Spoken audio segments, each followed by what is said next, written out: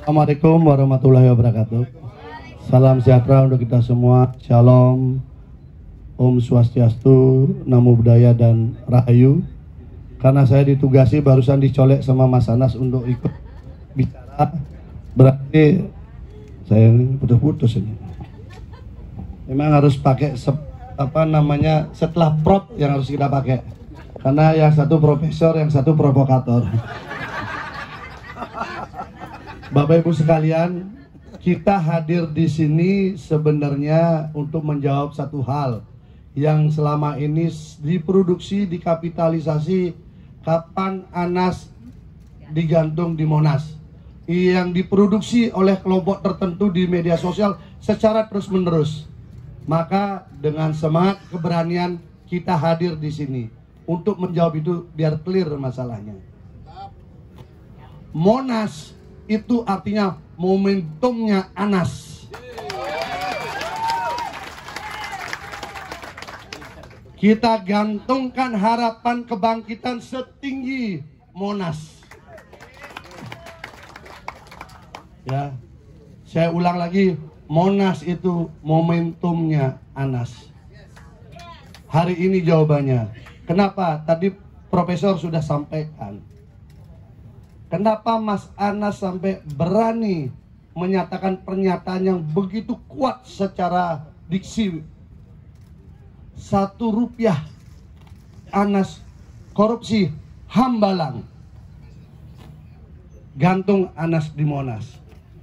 Karena memang terbukti 1 rupiah, 2 rupiah, 3 rupiah, 1000 rupiah, semua itu tidak ada kaitan sama sekali dengan Anas Urbaningrum. Kaitannya itu hanya menjadi pintu agar Mas Anas bisa dicopot jabatannya sebagai ketua umum di partai yang lama. Itu hanya pintu saja. Karena pintu-pintu yang lain sudah tertutup, kalah semua.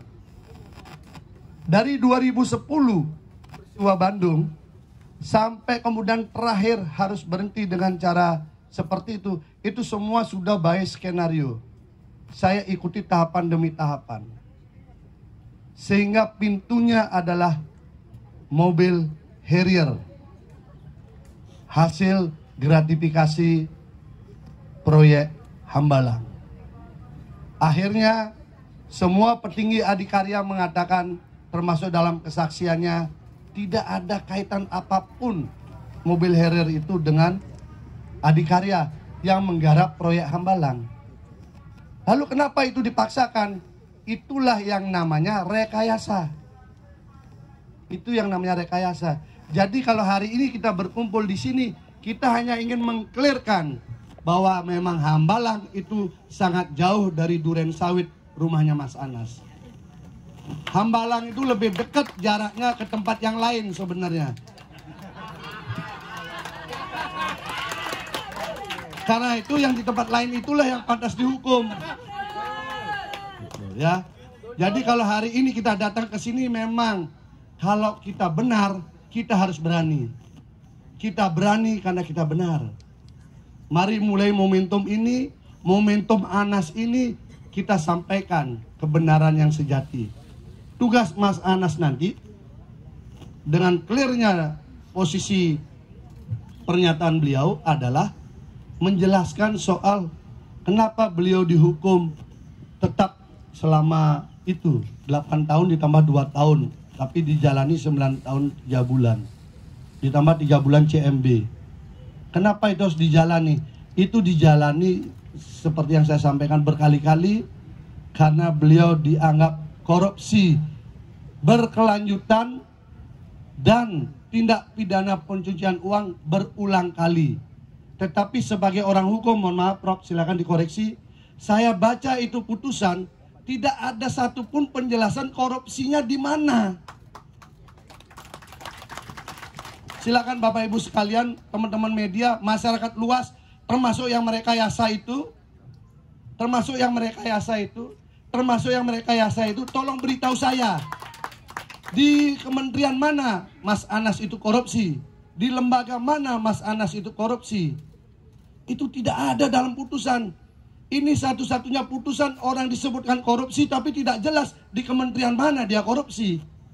tapi palu hakim tetap diketok. Harusnya jelas, Bapak Ibu sekalian. Ada korupsi BTS Telkom, itu jelas, oh itu di Telkom gitu loh. Ada korupsi di Kementerian Pertanian, itu jelas di Kementerian Pertanian. Ada korupsi di Kemenpora, jelas di Kemenpora gitu loh. Tapi Mas Anas ini menjalani hukuman atas korupsi yang tidak jelas di kementerian mana. Inilah namanya kementerian rekayasa. Kemudian angka yang muncul itu adalah angka uang yang dibawa oleh Julianis dari Jakarta ke Bandung. Uang yang dibawa itulah disuruh mengganti Mas Anas. Sementara uang itu belum jelas uang siapa. Artinya bukan dari kementerian mana-mana, tapi itulah sumbangan ketika kongres. Dan uang itu balik lagi, diambil sama Nasar juga lewat istrinya Neneng. Itu fakta sidang. Tapi tetap Mas Anas yang dihukum. Jadi kita hadir di sini urusannya urusan keadilan. Kita hadir di sini memang untuk memperjuangkan keadilan. Kalau Bapak Ibu sekalian datang di kantor saya, itu ada tulisan, keadilan tidak mudah dihadirkan, tetapi harus tetap diperjuangkan. Keadilan tidak mudah dihadirkan, tetapi harus tetap diperjuangkan. Karena Mas Anas ketika dulu di sidang, itu dikurung oleh peradilan opini terlebih dahulu. Selama hampir 2 tahun itu, peradilan opini dulu mengurung yang beliau. Setelah itu baru dipaksakan beliau masuk ke dalam pengadilan. Pengadilan beliau itu sampai dini hari. Sidang-sidangnya sampai dini hari. Kenapa sidang-sidang sampai dini hari? Karena mengejar target. Target agar jangan sampai kekuasaan berpindah. Karena sudah mau habis masa jabatan. Saya kira itu mungkin ya, Bapak Ibu sekalian. Ini menjadi meneguhkan kita bersama ada di sini bahwa Monas sudah didatangi oleh Mas Anas. Dan dari sini menjadi momentum Anas untuk bangkit kembali.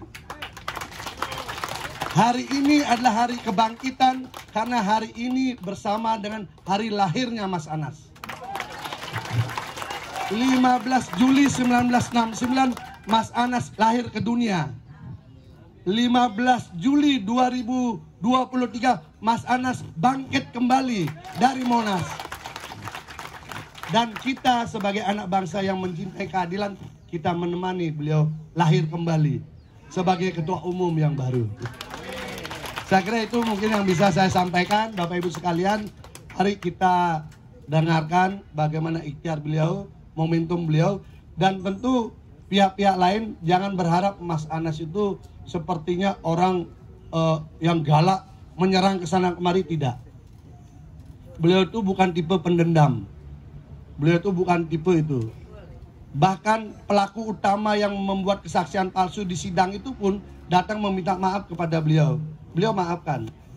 Tapi urusannya Mas Anas itu adalah memulihkan keadilan yang telah diterimanya ketidakadilan selama ini. Jadi tugas beliau hanya memulihkan itu. Kalau karena ketika memulihkan keadilan kemudian ada yang tertampar, itu resiko. Kalau ketika memulihkan keadilan ada yang merasa tergigit, itu resiko. Kalau kemudian ketika memulihkan keadilan ada yang tersinggung, itu resiko. Tapi yang namanya keadilan ya tetap dia keadilan. Saya kira itu yang bisa saya sampaikan. Dan saya minta tolong dijawab dengan kata jaya. Kalau saya ucapkan yel-yel ini. Yel-yel ini diambil dari bahasa Sanskerta, Satyam Eva Jayate, kebenaran pasti menang. Kalau saya teriakan Satyam Eva Jayate, cukup dijawab dengan jaya. Satyam Eva Jayate, jaya. Satyam Eva Jayate, jaya. Satyam Eva Jayate, jaya. Kebenaran pasti akan menang. Terima kasih.